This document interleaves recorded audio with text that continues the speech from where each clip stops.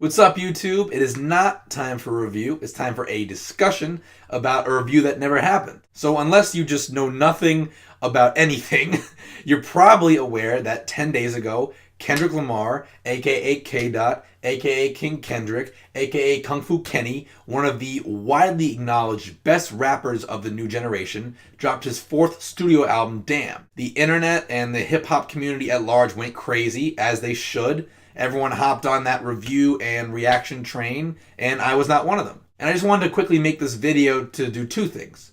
Number one, explain why I specifically chose not to review a huge project from an artist with whom I have an extensive background with and knowledge of. And B, give some informal thoughts on the album, which I have been listening to constantly since it came out. One of the first things I'll say about Kendrick Lamar that I always say is, personally, I am so glad that I got into his music off that first independent album, Section 80, back in 2011, which wasn't his first major release, but it was relatively early on. And I say that because, just personally, as a music fan, I'm not a contrarian by any means, but I am the type of person where when there's so much fucking hype around one artist, I tend to shy away a bit and just be a little bit more skeptical. And I'm just so thankful that didn't happen to me with Kendrick. An artist like Travis Scott is one thing. He's a perfect example where when he came out, I was like, okay, this guy's a Kanye protege, so everyone's probably just dick riding him. But then I heard Rodeo a year later and I was like, fuck, what was I thinking?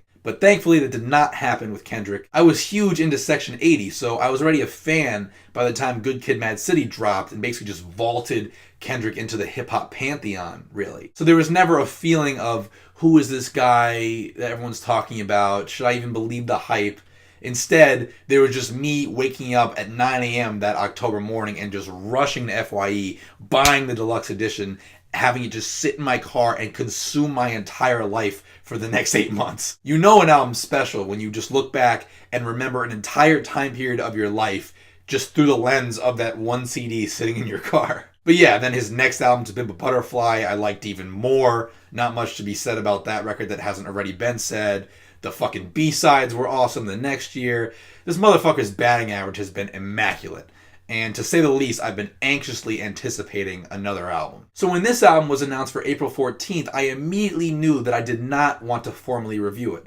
And there were several angles to that. The biggest one is I just wanted to be able to sit back and enjoy the record as a fan without any responsibility attached to it. Of course, usually the responsibility of reviewing something doesn't bother me at all. Typically what happens is an album will inspire me and give me just this urge to talk about how I feel about it on camera, just because I feel like I have something to share. But I just knew this one was going to be different. With Kendrick's last album, To Pimp a Butterfly, being probably one of the most critically acclaimed albums in musical history, definitely in hip-hop history, I knew that the release of this album, whether it was good or not, would be a big moment, an exciting moment, a furiously debated moment, one that I would personally remember for a long time, like I remember clear as day the releases of his last two albums.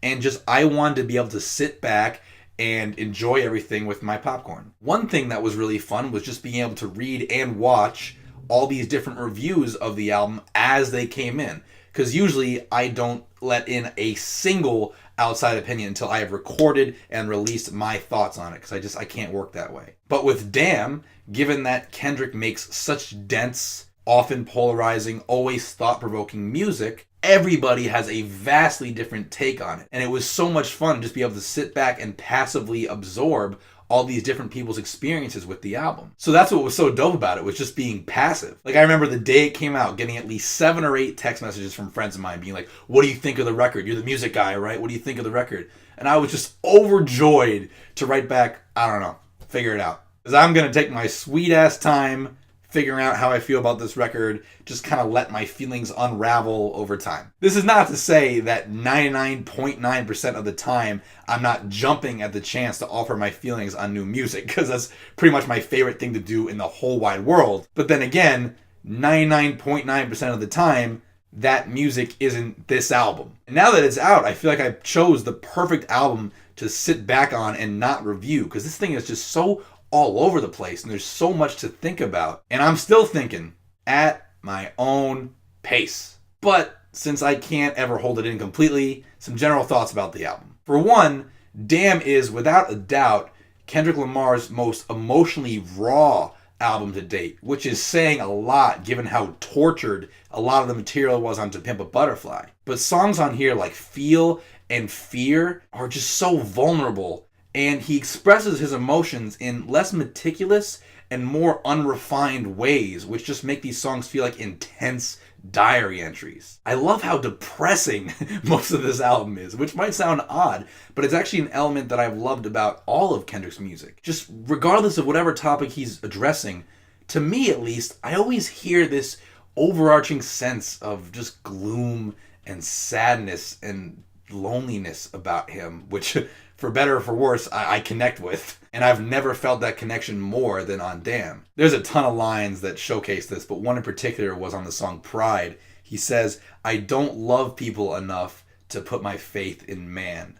I love that. That's just so unapologetically dark and cynical of him to say, especially on an album that's kind of spiritual. But by the same token, something that I love about this album that kind of distinguishes it from other albums is just that he's really feeling himself on parts of this too. Whether it's his braggadocious rhymes on songs like Humble or Element, or it's on the song Duckworth where he straight up calls himself the greatest rapper, he's fucking earned that. And I just love hearing him talk his shit sometimes, because who deserves to right now in hip-hop more than him? Another thing I'm kind of pumped about is that sonically, I feel like I kind of predicted some of this album, because I just had a feeling that after an album as ambitious and as left field as To Pimp a Butterfly, Kendrick was just gonna want to hop on some more mainstream sounding production. I remember saying, oh, I won't be surprised if I hear Kendrick on a trap beat. And songs like DNA and Loyalty that have a little bit more of a mainstream sensibility proved me right, so I was pumped about that. Though to be clear, this album goes in a lot of cool, different directions production-wise, and anyone like bashing this album for sounding mainstream, I don't think they're really listening, because this is still a careful mix of accessible and abrasive sounds. Of course, I love how, from a technical rapping standpoint, Kendrick continues to push his vocal inflections and rhyme schemes and flow forward. And he's definitely cemented himself as one of the best in terms of the art form of rapping itself. He delivers all kinds of crazy bars on here, which was exciting because he can't always do that within a conceptual framework like an album like To Pimp a Butterfly. I love that he responded to Fox News' nonsense. I remember when that clip aired, actually, after that performance. I mean, the media blaming music thing goes back decades and decades to rock and roll, and then metal in the 80s with the PMRC, and then NWA and the explosion of gangsta rap. You have Marilyn Manson getting blamed for the Columbine shooting when the shooters weren't even fans of him. You have Ludacris and Oprah beefing. Nothing's ever changed. It's doubtful anything ever will change. But there still needs to be an inter-industry dialogue there, and the media still needs to be held accountable for the bullshit they spew, because they still have a large platform. Some of my favorite songs on here, I mean, there's so many, but like most people, I love DNA and Element for their immediacy, Duckworth for its storyline. I also love the song Pride for its instrumental, and I actually love the song God, which is getting a little flack. I love that song for just its blissful self-assurance. I've given that the gym test already, and it definitely works while you're lifting. The big question here, of course, that reviewers and fans and critics are scrambling to answer and sparring over is this album as good as his last two? My gut instinct tells me that I'll probably place it slightly underneath those two records. But again, talk to me in a year, you know? That's the whole point of this video. Besides, ranking this album as my third or fourth favorite Kendrick album wouldn't really mean anything. That's like ranking my favorite songs on Illmatic or my favorite 80s Iron Maiden albums. Like, they're all special in their own way. I could talk about this album forever, so I'm just going to wrap it up here with one key point. What hit me more than anything last weekend while I was just engulfed in release mania was this. We are witnessing hip-hop history here, and we need to take a moment to sit back and appreciate it. Throughout hip-hop history, what other artists have come out of the gate with 4 amazing records in a row, 2 of them being stone cold classics?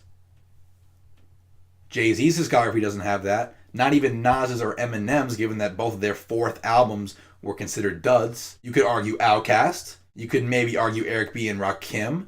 But whoever you come up with, you're probably only going to be able to count it on one hand. So that's what's blowing my mind here more than anything.